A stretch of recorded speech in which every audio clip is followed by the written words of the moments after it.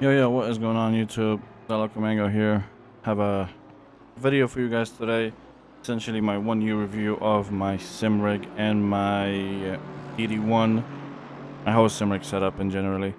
So last year I picked up a Trakracer Tr80 and this year in January I picked up a Fanatec DD1 with a GT2 BMW rim and the HEUSINKVELD sprint pedals, as well as the THRUSTMASTER THRA, whatever the shifter is. So essentially I wanted to do a review of my rig, a 1 year review that is. The background race you guys are watching was a 3-hour event we did yesterday on Silverstone. I was about to say Watkins Glen because I love that track for some reason. This was a 3-hour event from Pan Am Racing.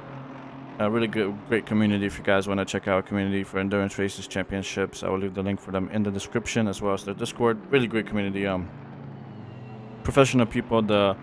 This race legitimately on start, no incidents, nobody had a crash. The race was somewhat chaotic because T1 there was like a 4 wide situation. I was in the middle of that as well, but it was fun. It was a great event. Loved it. No complaints there.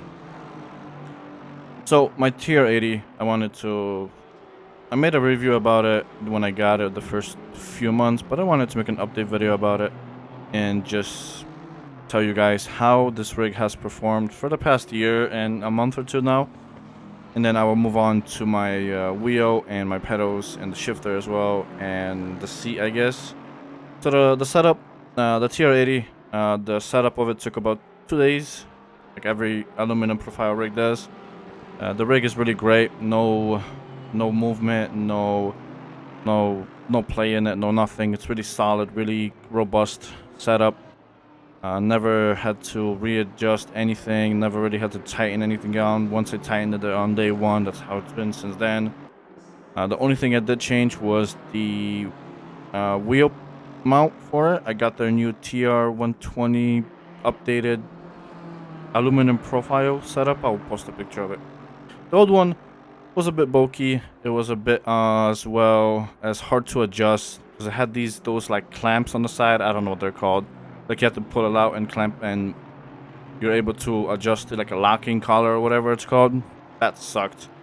Does not like the approach to that. The rig itself was solid. So I upgraded to that, no problem since then. This is a lot easier to update rotate and adjust. You just you just loosen it up a bit, and you can rotate it on an angle up or down, and then a lot easier to do. And then of course you have the ability to now mount stuff to it because it's aluminum profile. So yeah, the rig, solid, great. I would recommend. The TR80 is what I have. I don't know about the other ones, but the quality of this one's great, so I guarantee the other ones are going to be great as well. The seat I have is a SPARCO Sprint L, which I want to upgrade maybe this upcoming year. I did a few Reddit, like, what's his face? When I first was getting the seat, I did a few Reddit polls, and a lot of people say the seat is great, but it's not going to be do you well in long races. And this year I did the 24 hours of Daytona on A Racing, then 6 hours of Watkins Glen on ACC, few 1-hour events there, then this 3-hour event. And the seat does tend to struggle past the hour mark. Second you start pushing that hour mark, it starts getting slightly uncomfortable. I did get the lumbar support for it, but that helped to a certain margin. So I want to upgrade the seat in the future, get something with a little more cushion, more comfortability. Again, it's a racing seat, it's not going to be comfortable, I know, but something that has more cushions, more padding, so when I'm doing long races like this 3-hour event, although it was a team oriented event, the stints were about 40 minutes, it's still an hour and 30ish of driving. The pedals, again, HEUSINKVELD sprints, great pedals, no issue with those. I had a Windows corruption issue recently, so I had to re-download all my profiles for my DD1 pedals. Nope, since they have the smart chip on them, they just write the presets you have into the coding and booted up. I had all my settings, all the dead zones the way I had them, didn't have to readjust anything. Great. Shifter is great too. The THR, whatever the Thrustmaster shifter is called. I didn't go with the Fanatec one because I heard issues with that one.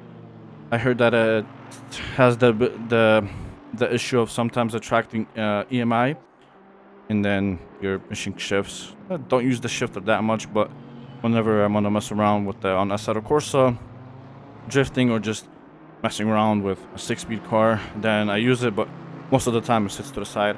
THRUSTMASTER shifter, thumbs up for me. The only thing I wish they implemented was like the Fanatec shifter, where you can switch it from H pattern to sequential. You just have to unscrew a few bolts and move the and change the plate. Not a big deal, but it is somewhat kind of annoying sometimes. Doesn't bother me, but it is what it is. Also, so let's talk about what else I want to rig this. Oh, the wheel. Did I talk about the DD1 already? I think I did. I'm not sure. The no, I don't think I did. So the DD1, great wheel.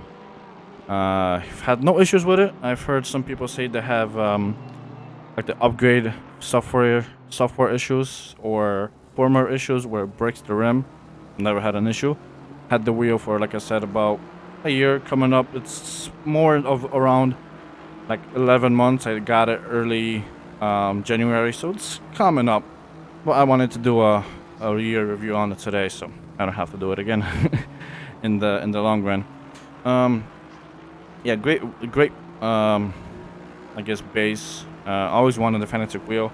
Now looking back at it, not that I dislike the wheel or the base, but looking back, I wish I would have went semi-cube. I think like semi-cube was, when I was looking at my Fanatec, I didn't know what semi-cube was, but now I'm doing more research and kind of would think about it.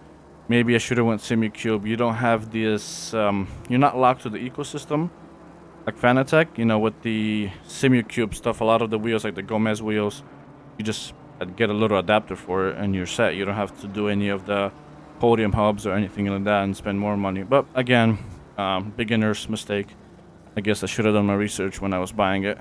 Still a great wheel, still a great base. Don't really have issues with it, but again, I wish I did my research and went with the semi-cube. The other thing is the GT2 rim. I do like it. It's just I wish I would have went with the Formula wheel. Again, I got it because I was like, oh, maybe I want to do drifting or drive like casual cars on Assetto Corsa. So that's why I got the a rounded wheel. But now I'm looking into it, driving more GT3 stuff. So I'm looking to get something in the ballpark of a Formula style wheel, and I'm thinking of the Simline 720 GT3 wheel. Which again, it's funny because I drive a BMW in the game, and or the Gomez Industries, either their GT3 style, their GT style wheel, or their new the new wheel they just came out with, the Hyper, I think it is. Again, those wheels are on the more pricey side, and the Simline 720 I think is $800 or $900. So I do save $400 or $500. You know, if I wanted to get a different monitor, which I am looking for, either a triple setup or a ultra wide. Still debating between the two. I think ultra wide is, I'm pushing more towards ultra wide because my little setup now is kind of in this corner, and I don't have a lot of room for a triple setup. I do have the monitor stand from Trakracer, but I feel like the triples would be too much. You know, have to move my rig a little bit to the side more, and then I would completely have no space. But again, I think ultra wide will be my answer for that. Another thing I want to touch bases on is the wheel stand. Not the wheel stand, the monitor stand. I went ahead and got the monitor floor standing one. Great monitor stand. The only thing that I dislike about it is the VESA mount. Comes with this big plate, and I think it's for TVs, but it doesn't really work with my monitor. My monitor has this angled contour on the back of it, so it was interfering. So what I did is I went to SimLabs and got their Verno, whatever it's called, I'll annotate on the screen. Got their mount, fixed all the issues. That mount is adjustable. You know, pitch angle, you can adjust it left, right, up and down. Fits your needs and style whenever you need it. Great mount on the mount. I will also put a link in the description for that one, or on the screen I'll put a picture of it.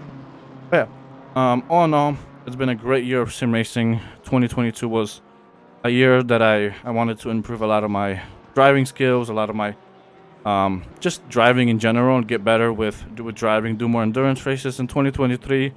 I will try to break that ceiling and push more and do more endurance races, 12-hour races, etc.